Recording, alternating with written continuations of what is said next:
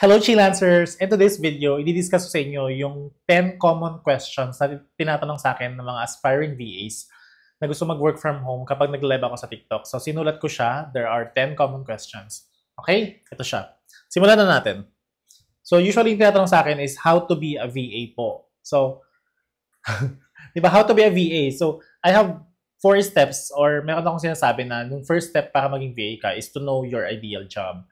You need to define yung ideal job for you. Gusto mo bang copywriting? Gusto mo bang maging bookkeeper? Gusto mo bang maging general virtual assistant?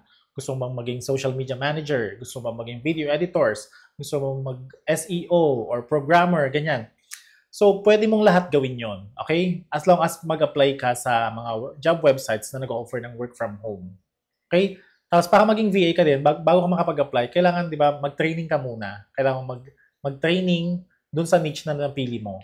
Okay, dun sa work na napili mo. So, for example, social media manager. Diba napili mo na yon? Kailangan mo mag-training doon para maging virtual assistant ka, di ba? Para makapag-prepare ka bago ka mag-apply sa mga trabaho later on. So, kapag alam mo na yung niche mo, tapos nakapag-training ka na, tapos maayos na yung resume mo, ayun, pwede ka na mag-apply as virtual assistant. So, usually, ang virtual assistant, guys, is yung work mo is usually admin or anything na ginagawa mo virtually. So, bakit dito ka sa Pilipinas, tapos yung work mo na sa ibang bansa, di ba? Ganun yung virtual assistant, yung work ng virtual assistant. Okay? Next one is, ano ibig sabihin ng niche? Di ba? Tinatanong din sa akin ito, ano po yung niche? Kasi yung niche is yung ideal job or ideal task or yung specialization mo as a assistant or as a applicant, di ba? Ano ba yung i-offer mo sa client? Ano yung gusto mong i-allok na trabaho doon sa i-apply mong trabaho. So, yun yung needs. So, yung example nga is social media manager, bookkeeping, administrative assistant, executive assistant, video editing, di ba? Marami guys, maraming niches. Okay, yun yung niche ay yung something na dapat mong or gusto mong i-offer sa client mo. Okay, next naman, kailangan po ba laptop? Ano po yung specs? Okay. In most cases guys, mas okay kung meron kang laptop or meron kang desktop na naka-prepare na. So, pwede rin namang pag nagsisimula ka, wala ka pang budget, pwede ka din namang mag second hand laptop muna kasi di ba, as long as it will serve the purpose. So, yung specs sa akin, for me, yung specs based on my experience is i5, Intel Core i5, tapos 8 gig RAM. Usually, yun yung dalawang Kahit anong brand yan, basta Intel Core 5, tapos 8 gig RAM. Okay? Tapos meron pa dito, number 4, kailangan ba fluent sa English? Di ba? Kasi di ba natatakot tayo mag-apply, kailangan magaling sa English. Kailangan galing sa BPO. Di ba? Kailangan lang magaling ka sa English kapag call center yung applyin mo, kapag voice account yung applyin mo. Pero pag yung niche mo or napili mong trabaho is social media management or bookkeeping or executive assistant or anything na back office na non-voice or nag-encode lang, hindi kailangan fluent sa English, kailangan lang marunong ka mag-English at marunong kang umintindi ng instruction. So, kunwari, may message ka ng boss mo ngayon sa email, Hi Alex, can you create an email for me? Or can you create a PowerPoint presentation for me? I have a meeting next week. Or, Hi Alex, can you book me a flight? So, kung ikaw, maintindihan mo yung instruction niya, di ba? And marunong ka naman mag-computer, di ba? Ayun, hindi kailangan fluent sa English kasi yung mga guys, yung mga AFAM, di ba? AFAM is and they understand that English is not our first language, so they don't expect much. Now, we need to, be fluent or yung perfect accent, di ba? Kailangan at the minimum, conversational ka sa English at marunong kang umintindi ng instructions. Okay? Number 5, pwede ba sa high school, undergrad, di ba? Yes na yes. Ang kagandaan pag virtual assistant, guys, most of the jobs na or in my past 7 years, hindi hiningi sa akin yung diploma ko. Diba? Hindi tinanong kung college graduate ba ako o hindi. Diba? Hindi rin hiningi sa akin yung certifications. Hindi rin kailangan CPA ka or licensed board passer ka. Diba? Unlike sa setup sa Philippines, kailangan board passer ka, ganyan. Kailangan makagraduate ka ng college. Sa virtual assistant, guys, ang tinitignan usually is what can you offer to the table? Ano yung experience mo? And ano yung resume mo? Yun yung hiningi, resume. Tapos may interview ka, yung portfolio minsan, di ba? Yun lang yung hindi hiningi yung certification, yung diploma, di ba? So, to answer the question is, pwede siya sa high school graduate. Actually, may mga na-coach na ako na senior high school graduate na zero experience, nakakuha sila ng client sa virtual assistant. Number 6, pwede ba no experience? Yes guys, pwedeng-pwede ang no experience. May mga jobs na pang entry level. I myself, nag-start ako sa entry level job. Nag-start ako by, I'm creating a good resume and then making sure na nung na-interview ako, sinabi ko na kaya kong gawin yung pinapagawa nila. Na meron akong training dun sa pinapagawa nila. So kapag newbie ka, 'di ba? Ang pwede mo lang apply for now, 'di ba? Is yung zero experience. Mababasa mo naman yun sa job description kung kailangan ng experience o hindi. Merong mga jobs na na kailangan ng experience, meron din namang hindi. So, yung kapag newbie ka, yung applyan mo lang, syempre yung, 'di ba, yung hindi kailangan ng experience. Number 7, saan po mag-a-apply?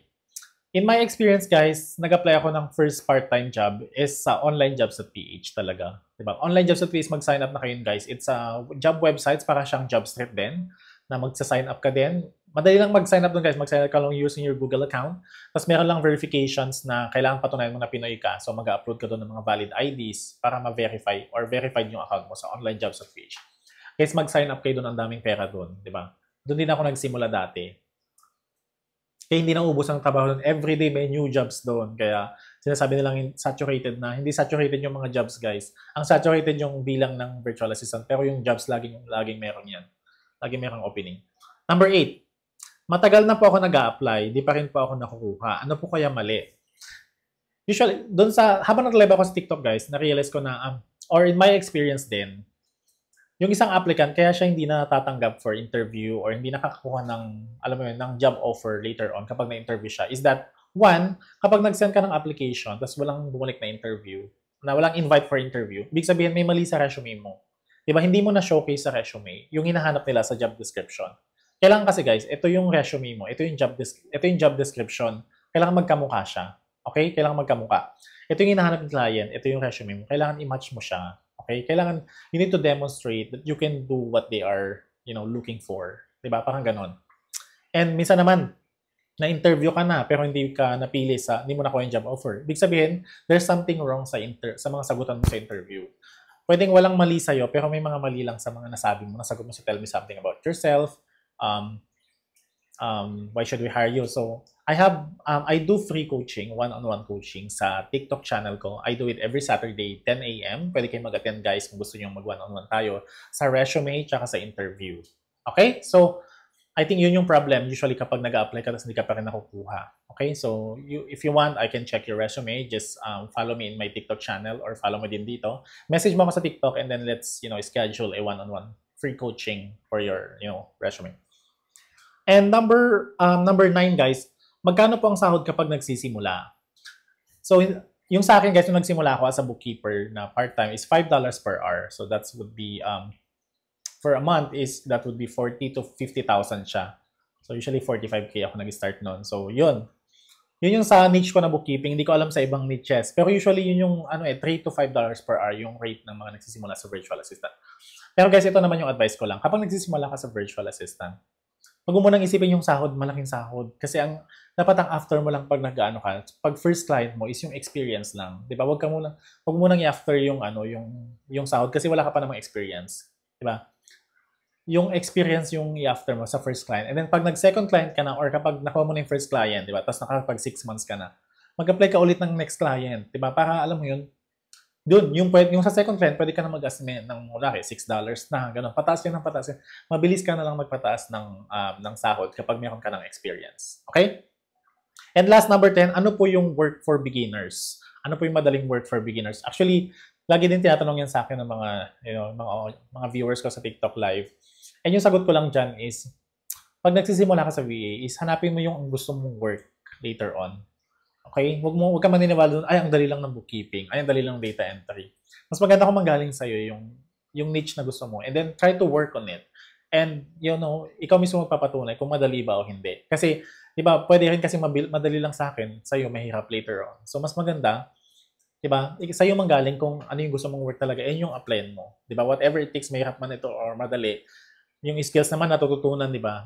Natutunan mo naman siya pag actual work na, di ba? Diba tayong mga Pinoy naman is talagang tayo palaban din tayo di ba? So, and in my experience, di ba, nanonood din kasi ako ng mga channel ng mga, alam mo yung mga matatagal na sa freelancing. I think, walang mahirap na job sa freelancing. I think, lalo pag matagal ka na, di ba, may experience ka na, As in, yung kaya nga nakakapag-multiple clients kaming mga matagal-tagal na kasi maluwag talaga yung ano yung schedule. Maluwag ibig sabihin yung work na pang 8 hours, nagagawa lang namin ng 4 hours or 3 hours. Yung iba nga, nakikita ko minsan 1 hour lang daw tapos na nila, di ba? Ang mahirap lang talaga sa freelancing guys, is yung pagkuha ng first client.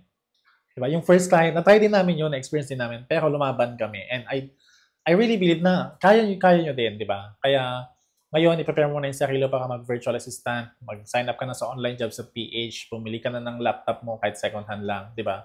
And mag-attend ka sa channel ko, di ba? Para matuto ka.